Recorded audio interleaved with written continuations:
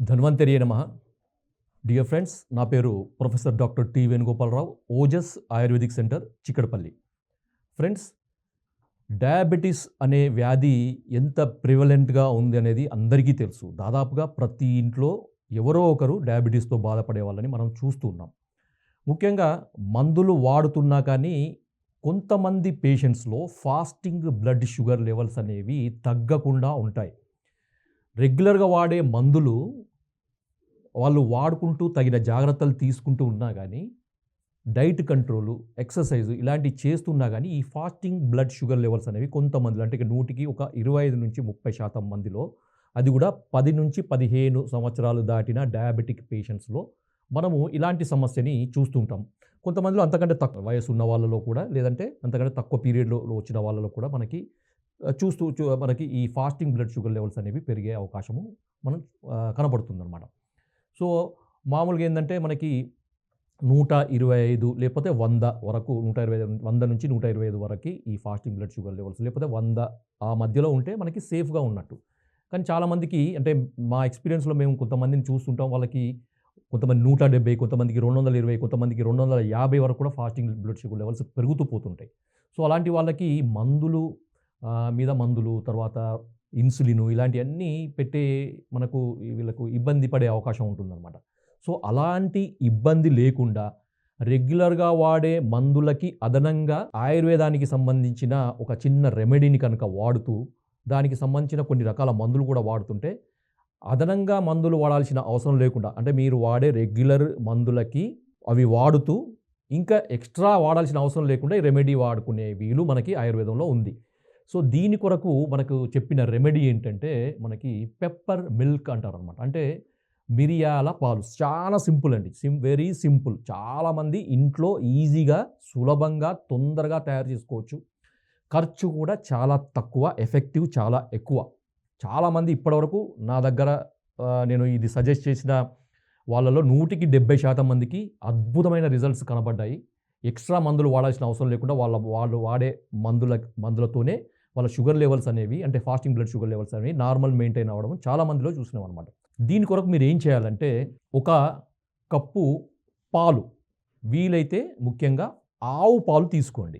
చాలామందికి ఆవు పాలు మనకి దొరుకుతాయా లేవా అనే సందేహం ఉంటుంది. దొరికిన వాళ్ళు మాత్రం ఆవు పాలు వాడండి. అది కూడా నాటు ఆవు పాలైతే చాలా మంచిది. లేదు, నాటు ఆవు పాలు దొరకలేదు, మామూలుగా ఆవు పాలు దొరుకుతున్నాయంటే పర్వాలేదు, ఆ పాలే తీసుకోండి. లేదు, ఆవు పాలు కూడా దొరకట్లేదంటే మామూలుగా గేదె పాలు తీసుకోండి. మీకు మార్కెట్‌లో దొరికే గేదె పాలు తీసుకోండి. అవి ఒక కప్పు పాలు. ఆ పాలకి ఒక కప్పు మామూలు నీళ్లు కలపండి. కలిపిన తర్వాత దాంట్లో ఒక పావు టీ స్పూను మిరియాలు, పెప్పర్ అంటారు కదా, నల్ల మిరియాలు. మిరియాలు ప్రతి ఒక్కరికి తెలుసు. ప్రతి వంటిట్లో ఉండే, ఇది మనకు అందరికీ తెలిసిందే. పావు టీ స్పూన్ మిరియాలని దంచాలండి. అంటే బాగా మెత్తగా కాకుండా కొంచెం కచ్చా పచ్చా, కొద్దిగా రవరవలాగా దంచి ఈ గిన్నెలో వేసి, ఈ పాలతో సహా మనకు పాలకు ఇప్పుడు ఒక గిన్నెలో మనకి ఇంతకుముందు ఒక కప్పు పాలు, ఒక కప్పు నీళ్లు, ఒక పావు టీ స్పూను మిరియాలు, ఇవి వేసి నీళ్లు ఎగిరిపోయే వరకు మరిగించాలన్నమాట. అది సన్నటి మంట మీద మరిగించండి. దానికి కొద్దిగా టైం పట్టొచ్చు, ఒక 5-10 నిమిషాలు పట్టొచ్చు. ఓపికగా దాన్ని చేయండి. చేసిన తర్వాత దాన్ని వడపోసుకొని తాగండి. ఇది ఎప్పుడు చేయాలంటే ప్రతిరోజు కూడా ఉదయము పరగడుపున చేయాలన్నమాట. మీరు ఏమీ తీసుకోకముందు ఇది చేయండి. కొంతమందికి డౌట్, సార్ మరి మాకు ఉదయం పూట థైరాయిడ్ మెడిసిన్ అలాంటివి తీసుకుంటాం, బీపీ మెడిసిన్, దానికి దీనికి ఒక అర్ధగంట గ్యాప్ ఇవ్వండి. గ్యాప్ ఇచ్చిన తర్వాత తీసుకోండి. లేదు అంటే ఇది తీసుకున్న తర్వాత ఇంకొక అర్ధగంట, ముప్పావు గంట వరకు ఏమి తినకండి, సాలిడ్ ఫుడ్ ఏమి తినకండి. తర్వాత టీలు, కాఫీలు అలాంటివి కూడా ఏమి తాగకండి. ఇది తీసుకున్నప్పుడు టీలు, కాఫీలు పూర్తిగా మానేయాలి. ఉదయం పూట పరగడుపున ఇప్పుడు నేను చెప్పిన రెమెడీ చేయండి. అద్భుతమైన ఫలితాలు ఉంటాయి. మరి ఎన్ని రోజులు చేయాలి అంటే, మీకు రిజల్ట్ వచ్చే వరకు చేయండి.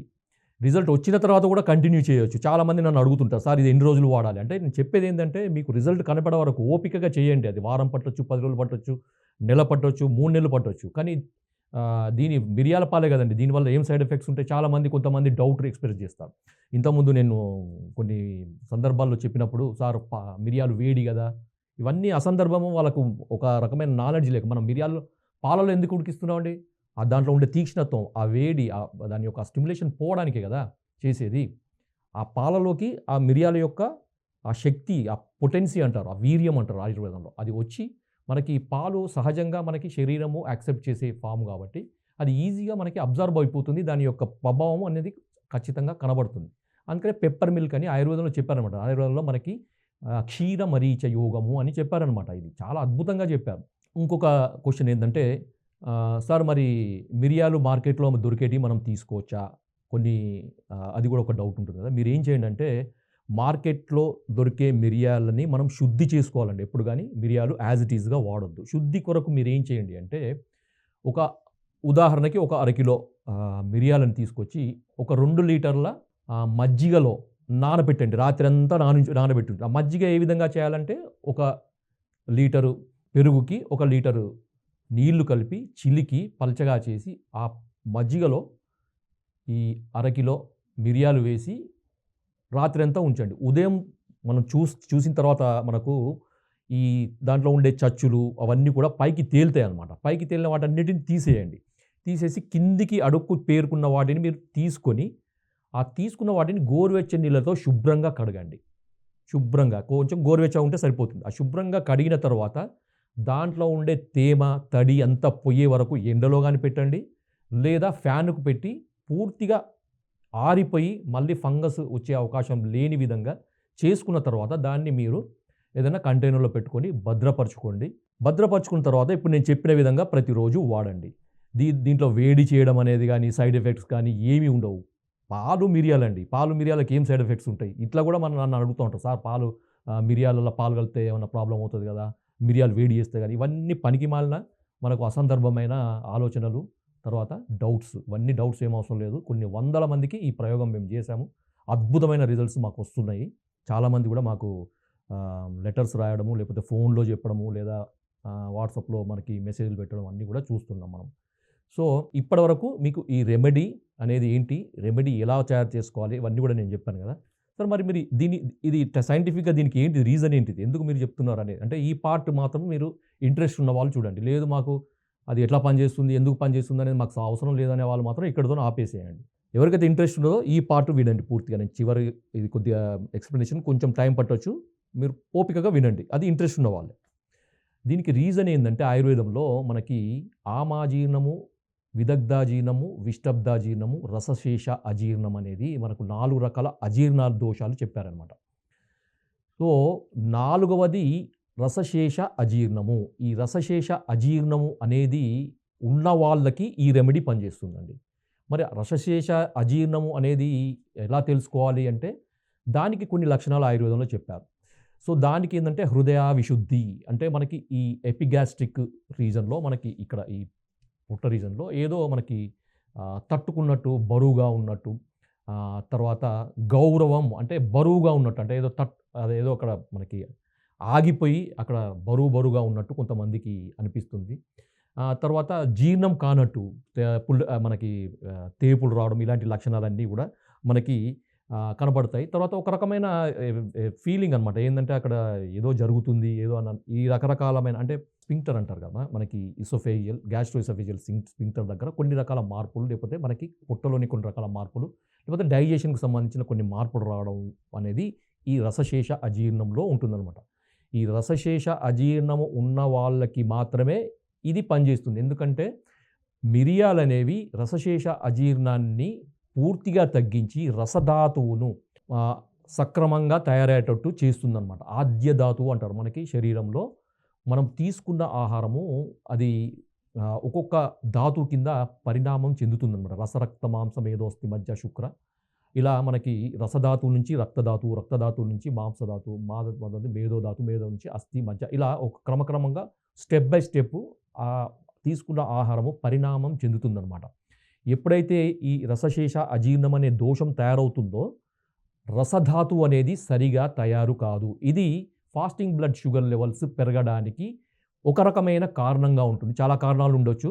కానీ మా అబ్జర్వేషన్ ప్రకారం మా ఆయుర్వేద టీము కొన్ని వేల మంది పేషెంట్లను, ఈ షుగర్ పేషెంట్లను చూసిన దాన్ని బట్టి, వాళ్ళ యొక్క ఎక్స్‌పీరియన్స్‌ని బట్టి వాళ్ళు ఒక కంక్లూజన్‌కి వచ్చింది ఏందంటే ఈ ఫాస్టింగ్ బ్లడ్ షుగర్ లెవెల్స్ పెరిగిన వాళ్ళకి ఒక కారణము ఈ రసశేషాజీర్ణం అనేది మనకు కనుక్కున్నారనమాట. వాళ్ళు ఒక ఒక ఫైండింగ్ అనేది మనకి తెలిసిందనమాట. సో, కాబట్టి ఏందంటే రసశేషాజీర్ణము కనుక ఉంటే ఈ పెప్పర్ మిల్క్ గనుక తీసుకుంటే ఈజీగా వాళ్ళకి తగ్గిపోతుంది. ఇంకా తగ్గలేదు అంటే మనకి ఈ అజీర్ణ దోషాలన్నిటిని తగ్గించే ఒక ఆయుర్వేద ఔషధం అనేది మనకి ఉంది.